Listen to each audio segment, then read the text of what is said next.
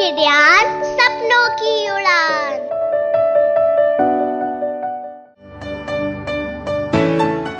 Hi friends, this is Amrita and I welcome you all to our channel Kidyaan Sapno Ki Udaan. We are here to give wings to your imagination. So kids, are you ready to fly? Let's get started.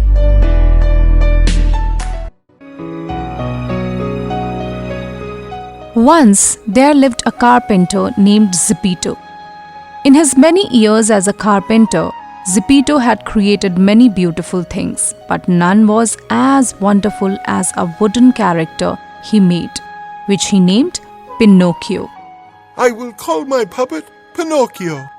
Pinocchio was so perfect that he could even walk and talk. He used to move like a human. As soon as his feet touched the ground, he began to run. Hey, stop! The old Geppetto had a hard time catching him up. "Help!" yelled the puppet. "My master wants to beat me! Help, Mr. Policeman!" The policeman was concerned that Geppetto abused his puppets, arrested the old man and took him to jail. "Now I won't have to obey anyone," thought the Pinocchio. "You are quite mistaken." A cricket reapproached him from high atop a shelf. "On your own, you are nobody." "Get out of here, you wretched bug," responded Pinocchio, and he threw a hammer aiming it at the cricket. But soon Pinocchio realized that the cricket was right. He didn't know how to cook. One stormy night, he was nearly frightened to death. Another night, he fell asleep with his feet on the heater and badly burned them. Fortunately, Geppetto came back a few days later. He fed Pinocchio, made him a new pair of feet, and bought him a book so he could go to school. He had to sell his few stuff to buy the book, but he was happy. Pinocchio had made him a promise that he will behave himself and would regularly go to school. "Oh, Dad, I will go to school and make you proud." Unfortunately, this promise was quickly forgotten. On his way to school, he saw a puppet theater and sold his book so he could buy a ticket. Maybe I can sell my book. When the puppets in the theater saw a fellow puppet in the audience, they invited him to come on the stage. They all began to kiss and hug each other and started dancing.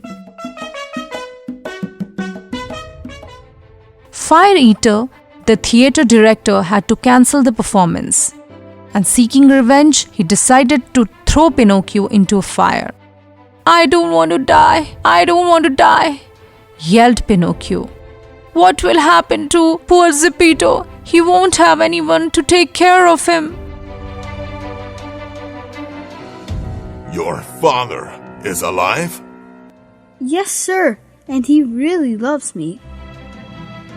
The owner of the puppet theater not only spared his life, but even gave him few gold coins for the old carpenter. But rather than going home, immediately Pinocchio stopped to talk to a blind cat and lame fox when he met along the way.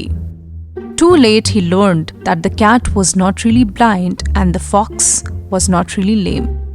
It was simply a trick to lure Pinocchio to a remote place in the forest where they stole his coins and left him tied to a tree. Give the money or die. Give us the coins. Just when Pinocchio thought all was lost, a fairy appeared before him. All dressed in blue. She untied him and asked him how he had gotten here. Pinocchio told her a bit of the truth and many lies. But for every lie he told, his nose grew a few inches.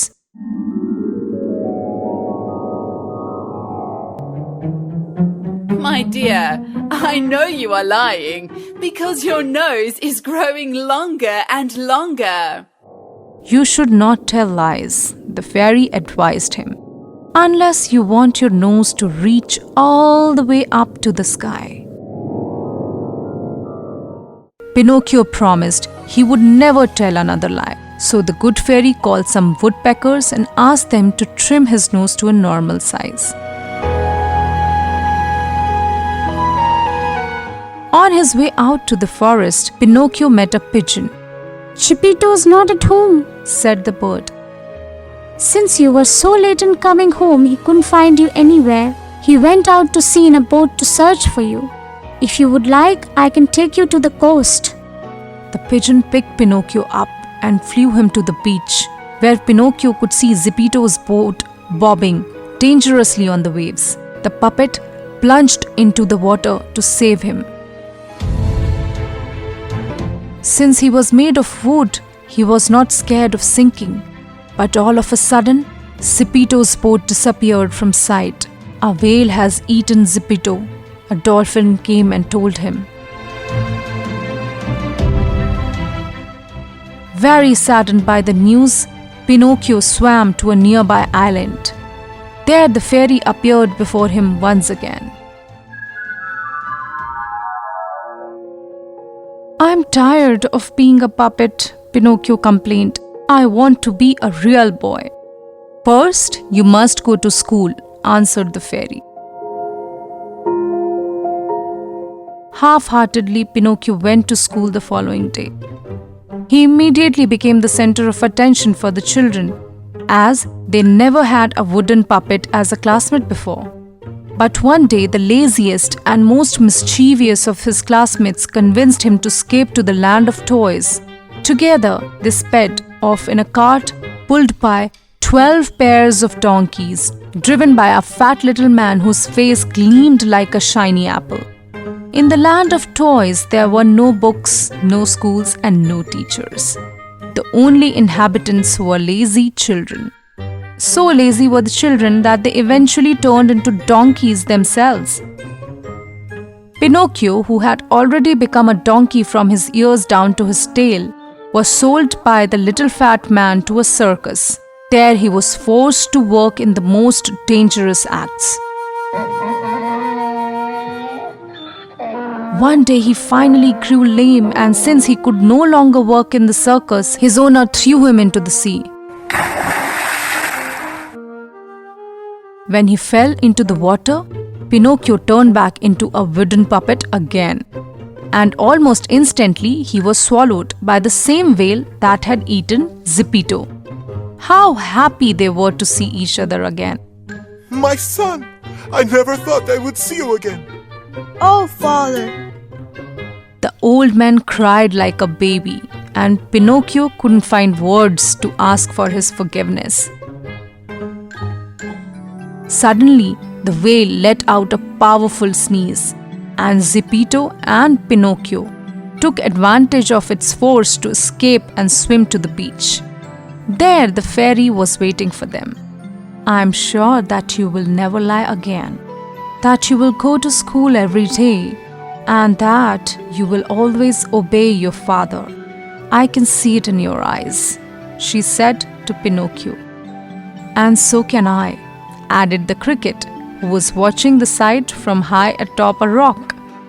Yet the eyes into which they all were gazing were no longer the eyes of a wooden puppet, but those of a real boy.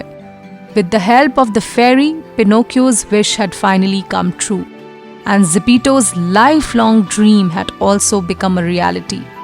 At long last, he had a son to take care of him in his old age. So kids, I hope you all are enjoying our stories.